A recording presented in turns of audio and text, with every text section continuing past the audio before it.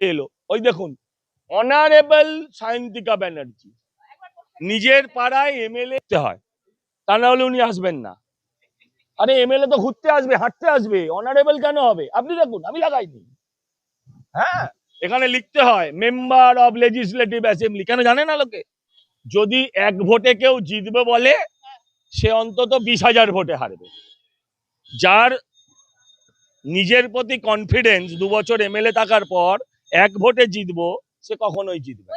এক ভোটে হলেও তো আমি জনপ্রতিনিধি হয়েছি। হ্যাঁ, হয়েছে তো। হয়ে সিদ্ধায় 20 তলার ওপরে ফ্ল্যাট কিনে থাকছে। আগে ওনার দলের ভোটগুলো উনি পাবেন তো, ওনার কাউন্সিলররা ওনাকে ভোট দেবে তো। আগে সেটা বড় প্রশ্ন, যে মানুষ সুযোগ দিক, সেই সুযোগ নিয়ে আমি যদি মানুষের কাজ করি, তাহলে মানুষ আগামী দিন আমাকে এমনি ভোট দেবে। যদি আমি সুযোগের ফায়দা উঠিয়ে নিজের উন্নতি করি, তাহলে মানুষ আমায় দূর করে দেবে। আগের বার তো ওনাকে ভবানীপুর ছাড়তে বিজেপি বলেনি, এবারে বিজেপি বাধ্য করেছে ভবানীপুরে থাকতে। Name of work, supply fitting fixing of LED street light. Simple. আরে ওই এলইডি লাইটটা কটা লেগেছে? 1,13,605 টাকায় 1 লাখ টাকা একটা এলইডি লাইট হবে? আমাকে তৃণমূল হারায়নি, আমাকে হারিয়েছিল সিপিএম। এবারও সেই হারানোর চক্রান্ত কিন্তু একেবারেই আছে। আরে কুণাল ঘোষ দাঁড়িয়েছে দলে, পরেশ অধিকারী কেন দাঁড়াবে না? ওই দলে সাধুকে বালু যদি দাঁড়াতে পারে, তাহলে পরেশ অধিকারী কি দোষ করেছে? পরেশ অধিকারী তো জেল খাটিনি।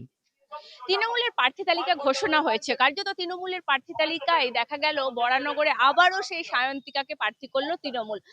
এই মুহূর্তে দাঁড়িয়ে সজল ঘোষ প্রচার করছেন সেই একই প্রচার।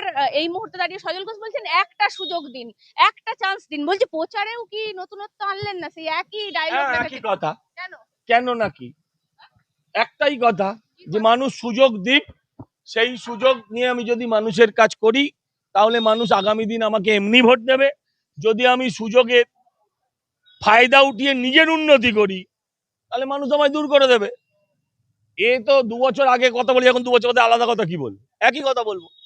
মানে একটা সুযোগ দিন সজলদা, একটা জিনিস। তার মানে আপনাকে মানুষ সুযোগ দিয়েছিল, ওই 6,000 ভোটটা সিপিএম নিয়ে গেছে। এইটা এখনো আমাকে তৃণমূল হারায়নি, আমাকে হারিয়েছিল সিপিএম। এবারও সেই হারানোর চক্রান্ত কিন্তু একেবারেই আছে। এবারেও কিন্তু না সায়নদীপ তো এখানকার নয়, আমিও এখানকার নয়, কিন্তু সায়নদীপ একদম গায়ের। আগের বারও ওখান থেকে দাঁড়িয়েছিল, এবার কেন ওখান থেকে দাঁড়ালো না?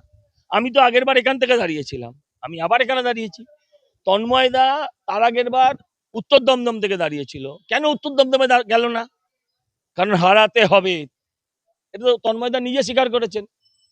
বিজেপিকে হারাতে হবে, তৃণমূলকে জেতাতে হবে। এটা আমার কথা নয়, এটা তন্ময়দা নিজের মুখে টিভি ক্যামেরার সামনে বলেছেন। সায়ন্তিকা বলছেন এক ভোটে হলেও আমি জিতবো, এইটুকু আশা রাখি। আমি 6,000 ভোট তো কি হয়েছে, মার্জিন অনেক কম হলে কি হবে? এক ভোট হলেও তো আমি তো বিধায়ক, আমি তো জনপ্রতিনিধি। কবে বলেছে এটা? যদি এক ভোটে কেউ জিতবে বলে, সে অন্তত 20,000 ভোটে হারবে।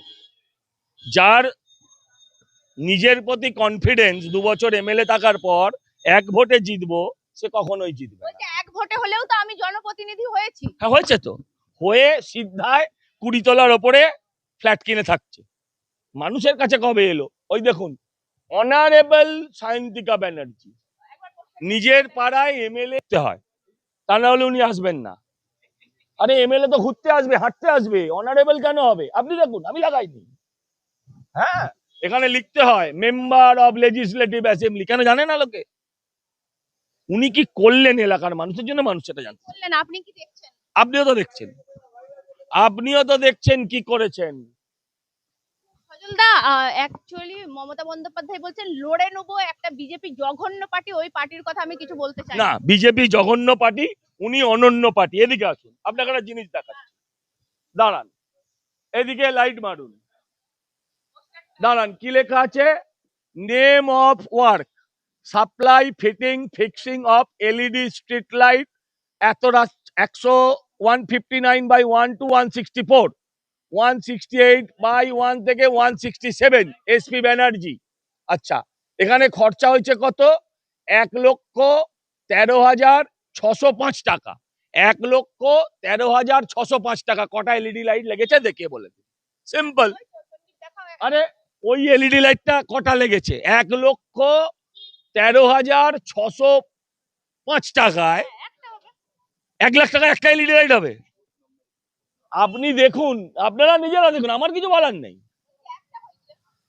আবার 2 লক্ষ খরচা তার মানে বাকি টাকাটা কোথায় গেল? তাহলে বাকিটা গেল কোথায়? আমি জিজ্ঞাসা করছি, এই তো রুম অ্যাড্রেস দিয়ে দেওয়া হয়েছে, এই অ্যাড্রেসে এলইডি লাইট কটা লেগেছে, এলইডি লাইটের বাজারের দাম কত, এখানে কত খরচা হলো, সেই হিসেব করুন না। দা, একটা জিনিস মমতা বন্দ্যোপাধ্যায় ভবানীপুর থেকে সরলেন না। আপনারা যেটা বলেছিলেন পালিয়ে যাবে, সেটা কিন্তু আগের বার পালিয়েছিলেন, তাই ভেবেছিলাম এবারও পালাবে, এবার হারবে। আগের বারও হেরেছিলেন, এবারও হারবেন। বলছে, আমার উপর আস্থা আছে, মানুষের আস্থা আছে, আমরা সারা আগের বছর বার ছিল না, আগের বার কোথায় গেলেন? আগের বার তো ওনাকে ভবানীপুর ছাড়তে বিজেপি বলেনি, এবারে বিজেপি বাধ্য করেছে ভবানীপুরে থাকতে, বাধ্য করেছে। নন্দীগ্রাম ওয়াক ওভার দিলেন, ওয়াক ওভার মানে? খরচে প্রার্থী করা হলো। আজকে এই মানে জয়েনিং তো ওরাও ওয়াক ওভার দিয়ে দিল। ওদের ওখানে তৃণমূলের প্রার্থী ছিল না, বিজেপি থেকে প্রার্থীকে নিয়ে জোর করে বিজেপি প্রার্থী করতে হলো, তৃণমূলের প্রার্থী করতে হলো। ওদের তো প্রার্থীই নেই, ওদের ওই কি সব আছে বলো না, অনেকগুলো আছে, মমতাদির পুরনো লোক, তাদের প্রার্থী করতে পারলো না। করেনি, অনেকগুলো পুরনো হয়নি। সজলদা, দুর্নীতির মুখ পরেশ অধিকারী দাঁড়িয়ে চাকরি পেয়েছিল, আপনি জানেন না? ওর মেয়েকে ভোটে দাঁড় করিয়েছে। না, পরেশ অধিকারী দাঁড়িয়েছে, প্রথম প্রার্থীর নাম এ পরেশ। বাবা, কুণাল ঘোষ তো দাঁড়িয়েছে। আরে কুণাল ঘোষ দাঁড়িয়েছে, তাহলে পরেশ অধিকারী কেন দাঁড়াবে না? ওই দলে সাধুকে, বালুও দাঁড়িয়েছে। বালু যদি দাঁড়াতে পারে, তাহলে পরেশ অধিকারী কি দোষ করেছে? পরেশ অধিকারী তো জেল খাটিনি, এ তো জেল খেটেছে বাকায়দা, বছরের পর বছর। কুণাল ঘোষ বেলে ঘাটা, জেল না খাটলে তৃণমূলে টিকিট নেই, জেল খাটতে হবে। কুণাল ঘোষ বেলে ঘাটা। দাঁড়াবে, জীবন সাহা কি করবে দেখা যাক। এই মুহূর্তে দাঁড়িয়ে সজল ঘোষ প্রচার করছেন। প্রচারের এর এর যে ধরন, সেই প্রচারের ধরন কিন্তু পাল্টায়নি। কারণ কেন? তিনি কনফিডেন্স রাখছেন, তিনি বলছেন আগের বারেও যেভাবে প্রচার করেছিলাম সেইভাবেই প্রচার করব। কারণ আমরা জানি ভোটের মার্জিন মাত্র 6,000 আর ছিল, 6,000 সামথিং ছিল, কিন্তু একটা জিনিস, 6,000 ভোট তিনি বলছেন শুধুমাত্র তন্ময় ভট্টাচার্যের জন্য কেটেছে। আমি তৃণমূলের কাছে হারিনি, এমনটাই বলছেন, প্রচার করছেন। এই মুহূর্তে দাঁড়িয়ে তিনি পোস্টার দেখিয়ে প্রচার করছেন এবং তিনি কনফিডেন্ট এই মুহূর্তে দাঁড়িয়ে। কত গোল দেবেন এখন সেটাই এই মুহূর্তে দেখার। আশীর্বাদ দিন, একটা সুযোগ দিন, রাখবেন, ভালো লাগলে সামনে বার, না লাগলে পাল্টে দেবেন। বাংলার বর্তমানের অবস্থা আপনারা জানেন, চাকরি বাকরি, শিক্ষা, মেয়েদের সম্মান সব জানে, মায়েরা সব জানে। একটা চান্স বিজেপি কেউ দিন, আবেদন করতে এসছি আপনাদের দরকার, বাবা একটা সুযোগ বিজেপি কেউ দেন। এই আবেদন নিয়ে একবার দিয়ে দেখেন না, ভালো না লাগলে তো পাল্টাবার সময় আছে, একটা দিন আবেদন। সজলদা, মমতা বন্দ্যোপাধ্যায় বলছেন 226টা আসন পাবো, কিন্তু তার দলের সবাই বলছিলেন 250টা প্লাস। এখন যদি নেত্রী আরো 24টা কমিয়ে দেয়, আমি কি করব? যখন যা মুখে আসছে বলছে, বিএলও মরেছে 200, তারপর বলছে মরেছে 100, তারপর বলছে মরেছে 150, যা বারে বলছে। এখন উনিও বলছেন, আমি কি করব? উনি কিছু বললে তার দায় আমি কোত্থেকে নেব? আমি ওনার 250টা ডাক্তার নয়। এখনই কমে গেছে, 250টা থেকে আরে বলছি উনি আগে জিতুন, 226-এর মধ্যে ওনার নাম আছে কি? 294টায় আমি আরে প্রার্থী। বলছি 200, আগের বার 294 294টা বলে নিজে হেরেছিল, আবার বলছে সেই কথা, আবার বলছে। প্রার্থী তালিকায় সেলিব্রিটি চমক সেরকম নেই, কিন্তু আপনার ক্ষেত্রে সায়ন্তিকা।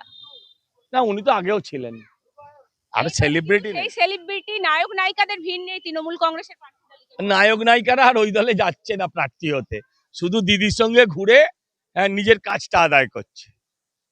আর নায়কদেরকেও ভোট দেবে না, নায়িকাদেরকেও শুধু ভোট দেবে না, কাজ করতে হবে তো। এলাকার কাজ কি করছেন তারা? নায়ক নায়িকা নেই বলছেন, এই তো কোয়েল মল্লিক গেল, নেই মানে সোহমকে সরিয়ে দেওয়া হলো, টিকিটই দেয়নি, সোহমকে সরিয়ে দিয়ে অন্য জায়গায় করে ওই দেওয়া। নিজের জায়গায় হারতো, তাই আরেক জায়গায় দিয়েছে আবার। নায়ক নায়িকাদের থেকে মানুষের আবেগ সরে সরে যাচ্ছে। যাচ্ছে, মানুষ তো বুঝতে পারছে একবার ভোট দিয়ে যে কি পেলাম আমি। ফিল্ম স্টার আর কতদিন দেখবে? মানুষ তো কাজ চায়। আপনাকে তো আমি দেখালাম, একটা ল্যাম্পপোস্টে একটা লাইট লাগানো হয়েছে, কটা লাইট? 3টে 4টে লাইট, 1.5 লাখ টাকা বিল, আপনাকে দেখালাম তো। হোক, উনি খেলতে এসছেন, খেলুন, মানুষের কাজ তো করেননি। ওনার 20 তলার ওপরে ফ্ল্যাট বাড়ি হয়ে গেছে, সেখানে উনি থাকেন। গণতান্ত্রিক পদ্ধতিতে আপনাকে হারিয়ে বাড়ি পাঠানো হবে। বাড়ি চলে যাব, নয়তো উনি চলে যাবেন। আগে ওনার দলের ভোটগুলো উনি পাবেন তো, ওনার কাউন্সিলররা ওনাকে ভোট দেবে তো, আগে সেটা বড় প্রশ্ন।